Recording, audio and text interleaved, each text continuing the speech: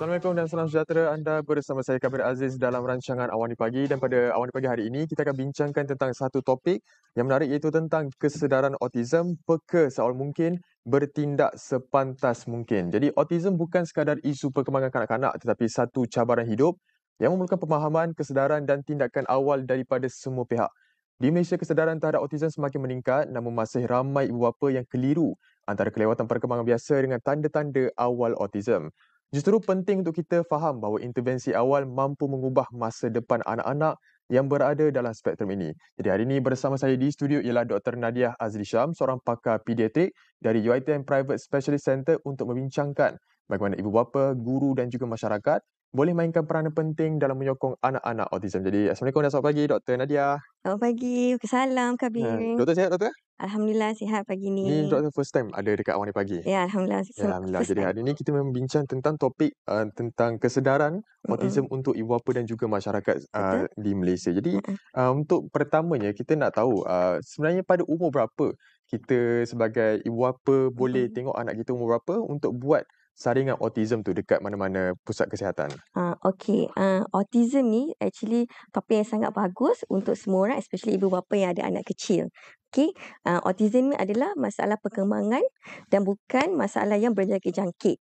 Okey, jadi autism ni sebenarnya senang dikesan dan boleh disaring seawal umur 18 bulan di semasa mendapat lawatan di klinik kesihatan atau berjumpa dengan doktor untuk perkembangan anak. Okey, masa umur 18 bulan saringan untuk autism dipanggil sebagai MCHAT. Dan saringan ini diulang apabila umur berganjak kepada 3 tahun. Okey, untuk melihat progression daripada umur 18 bulan ke 3 tahun, adakah simptom-simptom ini adalah lebih jelas daripada umur 18 bulan berbanding kepada umur 3 tahun. Untuk diberi lebih perhatian dan untuk mendapat rawatan dan terapi sesuai bergantung kepada keperluan anak autism tersebut. Ya, tapi kalau doktor pada umur 18 bulan tu sebenarnya kita tak boleh nampak lagi kan perangai bayi tu macam mana. Jadi sebenarnya macam mana kalau kita sebagai parents tu kita nak tahu, sebab kita nak memang seawal mungkin kita nak cegah benda tu. Betul. Jadi macam mana kita nak tengok bayi kita umur 18 bulan tu kita nak decide kita kena buat saringan autism ke memang kena terus buat? Okey, actually untuk parents, anak sebelum umur 18 bulan actually tanda-tanda autism tu sebenarnya dah boleh nampak. Okey, umur 9 ke 12 bulan, actually masa tu anak-anak kita dah start babbling. Okey, bila anak kita tak ada babbling, dan bila kita panggil tak pusing nama, daripada situ dan tidak ada expression muka. Selalunya baby umur 9-12 bulan dia akan selalu senyum dan gelak. Dia tak ada expression muka, tak senyum, tak ada babbling, itu adalah tanda-tanda awal yang boleh merisaukan parents. Tapi saringan MCHAT dibuat pada umur 18 bulan.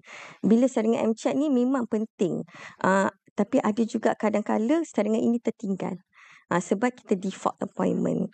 Okey, jadi penting sangat untuk tahu saringan ini boleh dibuat pada umur 18 bulan tetapi boleh dikesan lebih awal sebenarnya sebelum umur 1 tahun. Jadi kalau parents tu nak buat saringan tu dia akan pergi ke mana dulu doktor? Okey, actually bila every time kita ambil vaksin untuk anak dan setiap kali ambil vaksin kita akan berjumpa dengan doktor. Okey, dari situ kita akan ada tanda. Okey, apa untuk sekitar umur ni apa baby boleh buat? Baby boleh senyum, baby boleh bergolek, baby boleh duduk, baby boleh respon dengan suara panggilan ibu bapa. Okey, and then bila makin besar, apa lagi respon dia boleh buat mengikut umur. Okey, dari situ bila kita ada tanda-tanda yang kurang, tanda-tanda yang tidak bagus, dari situ kita akan buat rujukan kepada doktor dan doktor akan tengok selanjutnya. Tapi pada umur 18 bulan kita ada saringan. Macam tu. Baik, faham doktor. Okey. Jadi kalau autism ni dia sering dikaitkan dengan apa? Lambat bercakap kan. Dia awal usia pun masih tak boleh bercakap ataupun lambat membaca. Jadi macam mana nak kita nak bezakan sebagai parents? Apa beza diorang sebenarnya lambat bercakap saja ataupun diorang memang ada autism tu? Okey, banyak parents dia akan keliru. Anak saya ni speech delay ke atau betul ada autism?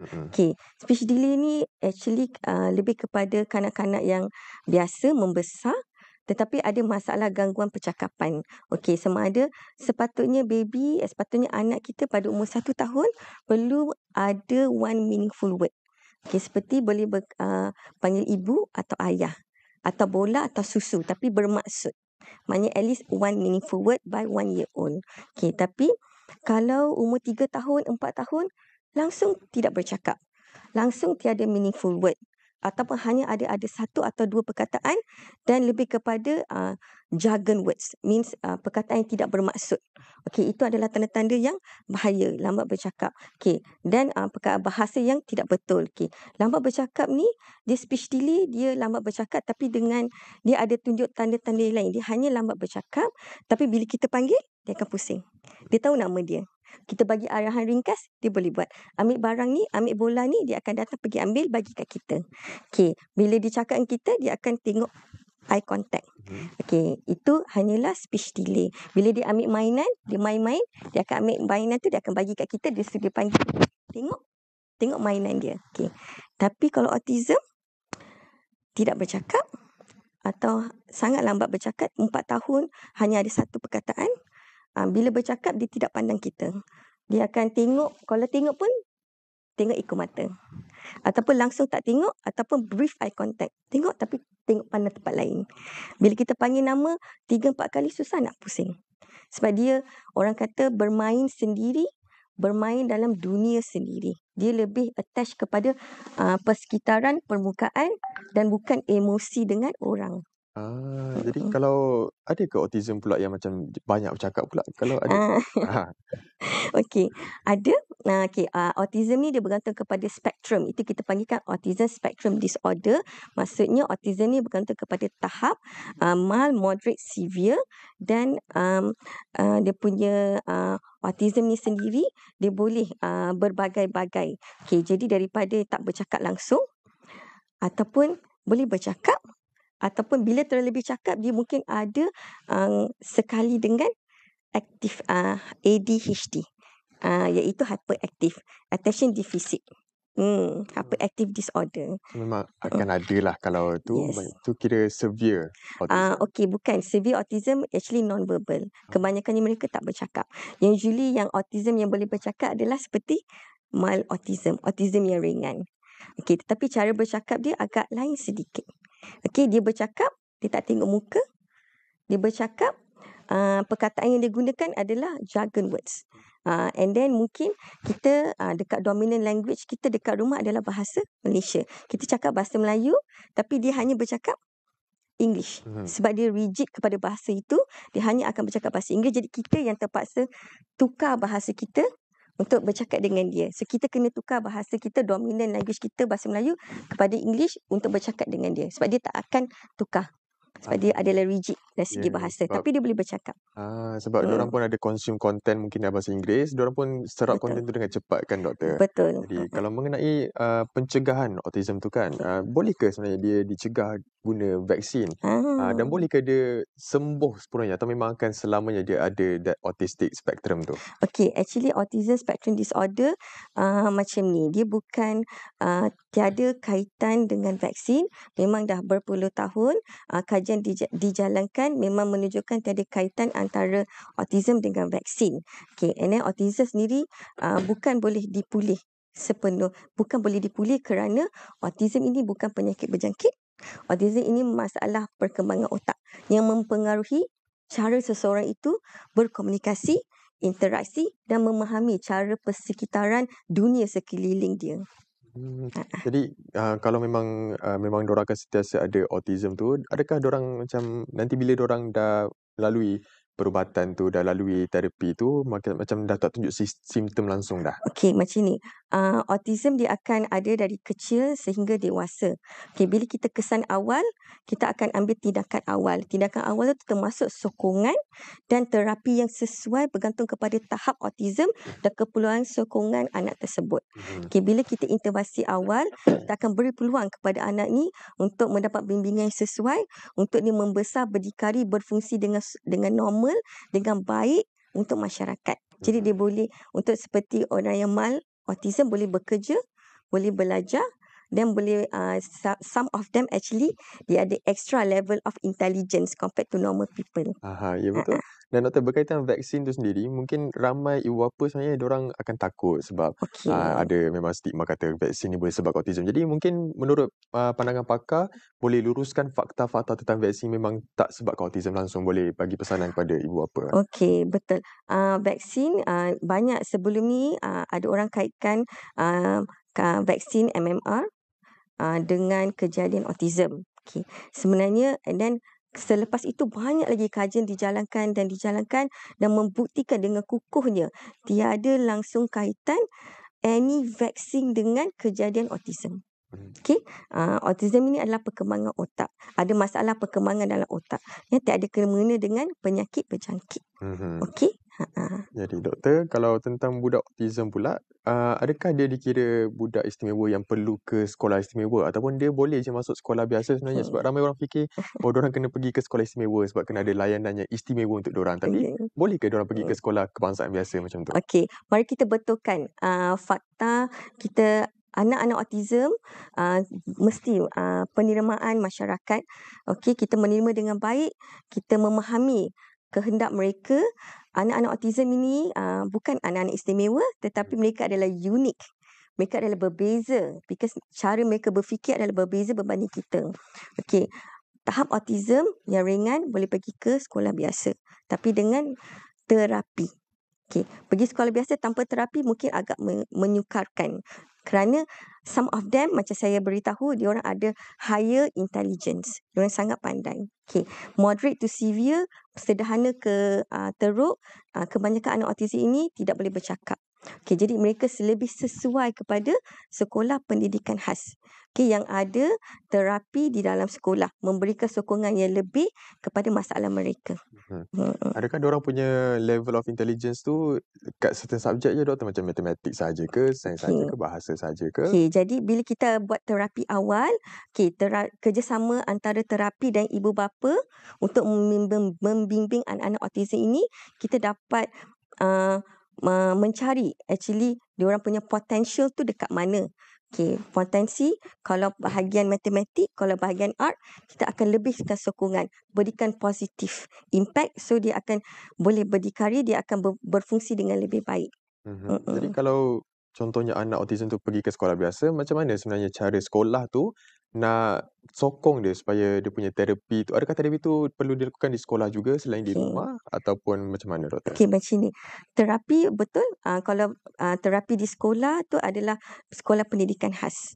Terapi di rumah adalah apabila parents sudah pergi kepada sesi terapi dengan pakar terapi dan pakar terapi akan nasihatkan untuk teruskan terapi di rumah untuk bantu mengurangkan hyperaktif kanak-kanak itu di rumah. Okey. Jadi kalau di sekolah yang aliran biasa, kanak-kanak mild autism iaitu ringan yang boleh ke sekolah biasa, di sini cikgu perlu peka dengan tanda-tanda autism dan boleh memberi pengajaran yang lebih bagus, lebih sesuai kepada kanak-kanak ini. Okey, pengajaran yang sesuai, kaedah yang bagus. Okey, seperti visual aid dan cikgu akan memberi perhatian yang lebih terang untuk kanak-kanak ini, okey, untuk mencapai potensi yang bagus. Okey, di sekolah pendidikan khas, terapi lebih sesuai kepada mereka yang mempunyai masalah sederhana ke berat. Okey, bila di rumah, apa parents boleh buat? Okey, susunkan jadual yang orang konsisten sebab kanak-kanak autism ni dia selesa dengan rutin. Makan, tidur, mandi, belajar. Okey. Kedua, berikan arahan yang ringkas. Ketiga, dapatkan rehat secukupnya. Keempat, kurangkan rasanya yang berlebihan kerana more than 50% of kanak-kanak autism ni mempunyai masalah deria, iaitu dia terlapar sensitif yang kita panggil sebagai sensory overload. Oversensitif terhadap deria seperti sentuhan, cahaya dan bunyi.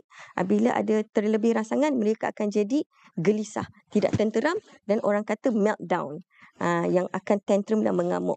Okey, itu adalah antara terapi yang parents boleh buat untuk memastikan kurangkan rangsangan. Apabila dia meltdown, kita akan galakkan untuk buat deep pressure therapy untuk tenangkan anak, melegakan sistem saraf mereka. Okey, baik doktor, dan banyak lagi kita nak bincangkan tentang topik autism ini dan bagaimana nak mendapatkan kesedaran seawal mungkin, tapi kita perlu berhenti berehat seketika. Kita akan kembali selepas ini.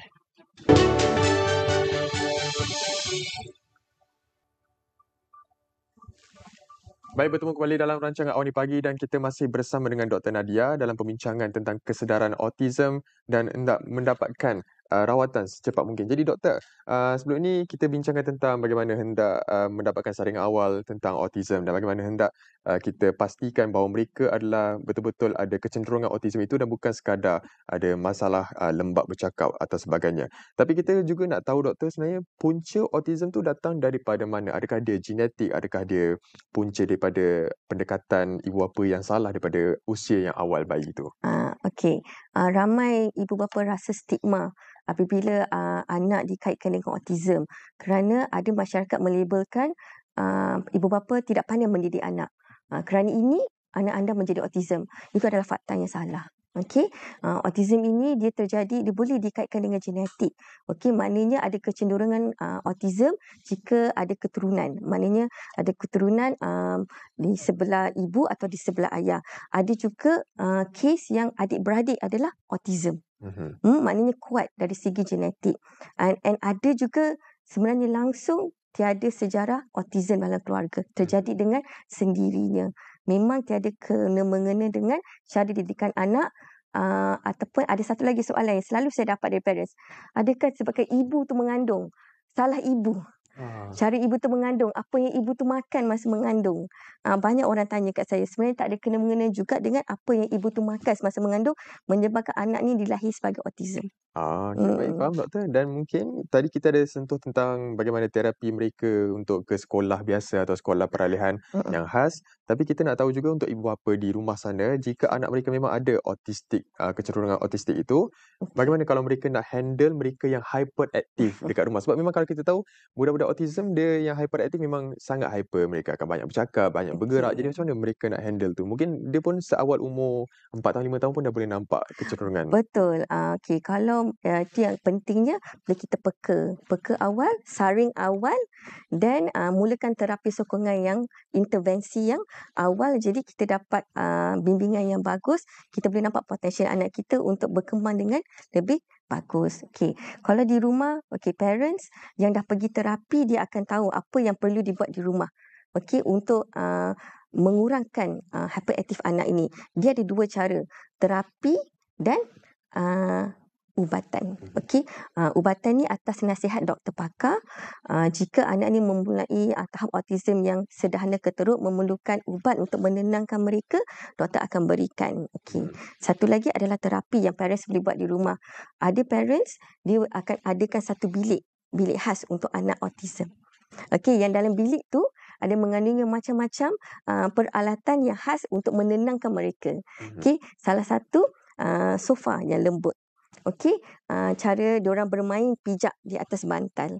Okey, cara lampu, setting lampu dalam bilik, warna dalam bilik, pilihan mainan untuk menggalakkan sensori mereka, untuk mengurangkan rangsangan luar yang memberontakkan anak-anak autism ni. Okey, yang kedua, bila ada adik-beradik atau ahli keluarga dalam rumah tu. Jadi adik-beradik lain dia perlu faham.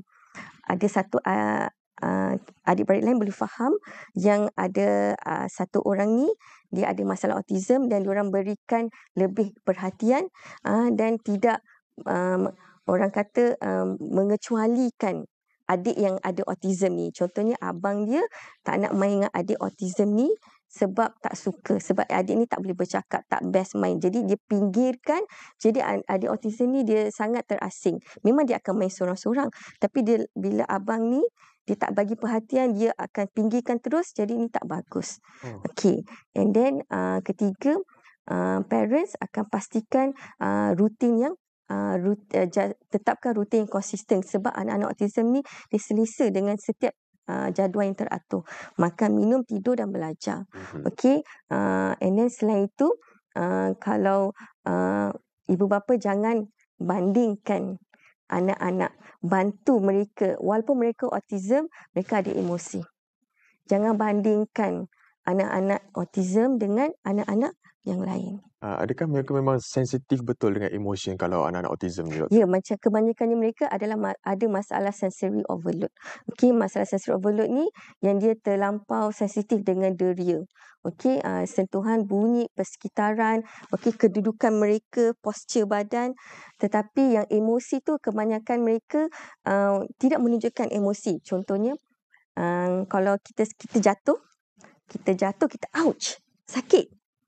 Kita akan sakit. Kalau kita ada anak yang akan tahu kita sakit, dia akan datang. Sakit ke? Dia tanya kita. Tapi kalau anak autism, kalau dia tengah tulis-tulis, kita jatuh sakit, dia tengok, dia sambung balik. Dia tak menunjukkan emosi, tapi nak beritahu bukan dia tak ada emosi. Jadi perlu bagi bantuan emosi kepada mereka dan jangan bandingkan. Jadi baik doktor, memang jelas sekali memang anak-anak autism memang sensitif dengan emotion. Jadi bagaimana kalau kita nak tahu tentang peranan yang kita boleh ambil, sebab kalau orang tak tahu tentang kesedaran autism itu, mungkin kalau kita kumpul dalam satu family ramai-ramai kan, dengan balik kampung ada anak autism yang kecil lagi kan, dan kita pun ada anak-anak ramai. Kalau diorang tiba-tiba ada hyperaktif, diorang punya episod hyperaktif, diorang akan terpukul anak ke, diorang akan terganas, akan terjerit-jerit. Macam mana kita nak pastikan yang masyarakat, keluarga semua ada kesedaran tu, dan macam mana diorang nak tahu untuk handle anak orang lain tu, doktor? Okey, bagus. Sebab autism, jadi lebih ramai yang peka terhadap autism kalau bandingkan sekarang dengan dulu. Sekarang lebih ramai young parents yang lebih peka kepada autism, dan diorang bila lebih peka, dia akan nampak tanda-tanda lebih awal dan berjumpa dengan doktor lebih awal. Jadi that's why pentingnya kesedaran. Bila penting kesedaran, bila mulakan terapi awal, dia tahu macam mana nak handle anak-anak yang ada autism ni. Anak sendiri, anak buah, anak jiran, dia akan tahu. Jadi bila memang selalu saya akan dapat soalan dari parents, kata saya tak boleh bawa anak saya keluar, pergi wedding, pergi jumpa majlis keramaian, sebab dia akan sangat ganas, kadang-kadang pukul anak orang lain, dan orang lain tu tak bagi main dengan anak dia. Jadi dia rasa sedih. Itu betul, itu benda yang kerap jadi kepada masyarakat. Jadi bila masyarakat peka terhadap kesedaran autism ni, mereka tidak akan bertindak begitu dan tidak akan stigma kepada anak-anak autism ni. And then untuk segi parents, selain pergi terapi, bekerjasama dengan pakar terapi, parents juga boleh kita kata lebih kepada awareness, seperti boleh join social media, Facebook banyak berkenaan dengan autism, this autism community among parents. Boleh join parental workshop untuk kadang autism ni, parental workshop antara parents dan terapi. And yang ketiga, banyak kempen dibuat untuk meningkatkan kesedaran autism. Salah satunya fun run. Ada baru-baru ni KL punya fun run untuk autism awareness. Dan actually kita sambut Hari Autism Sedunia setiap tahun pada 2 April seluruh dunia, termasuk Malaysia. Jadi itulah antara usaha-usaha untuk kita adakan kesedaran tu. Jadi sebagai saya pun nak tahu juga macam mana kalau kita hendak mungkin nak menegur yang sebab kita pun nak tahu, kita risau, kita bukannya kita nak apa, kita risau dengan orang yang mungkin tak sedar yang anak dia ada autism tu. Jadi macam mana cara terbaik untuk menegur tu, doktor? Perkara ni agak sensitif, especially among family members, adik-beradik atau kenalan rapat. Kita rasa nanti kita akan menyinggung perasaan ibu bapa tu. Bila kita sedar, kita tahu perlukan anak ini, perlukan perhatian, perlukan berjumpa doktor, kita boleh sarankan kepada parents. Melalui cara kita bercakap, kita jangan menunjukkan stigma. Cara yang kita boleh beritahu, contohnya cikgu. Parents umur 4 tahun, dia hantar anak kepada tadika, dan cikgu tadika merasakan anak ini lain daripada kanak-kanak yang diajar dalam kelas yang sama. Jadi cikgu ni untuk memberitahu parents untuk dapatkan rawatan selanjutnya dengan doktor, cikgu boleh memberitahu kepada parents, ibu, anak ini cikgu dah ajar, tetapi anak ini tidak boleh memberi fokus dalam kelas, tidak boleh mengikut arahan, dan kadang-kadang keluar dari kelas sendiri pergi kelas orang lain. Cikgu agak risau dengan keadaan anak, jadi cikgu sarankan untuk ibu bawa jumpa doktor untuk mendapatkan rawatan selanjutnya. Baik, terima kasih banyak kita ucapkan pada Dr. Nadria Azri Syam, seorang pakar pediatrik dari UiTM Private Specialist Center, untuk bersama kami di Awani Pagi hari ini. Jadi kesedaran terhadap autism bukan hanya tanggungjawab ibu bapa, tapi juga pada guru-guru, ahli keluarga dan juga masyarakat secara keseluruhan. Pendidikan inklusif, sokongan emosi dan penerimaan sosial adalah kunci untuk kita pastikan anak-anak autism kita dapat berkembang dan mencapai potensi mereka. Jadi bertindaklah seawal mungkin, kerana langkah kecil hari ini boleh membawa perubahan besar dalam kehidupan mereka.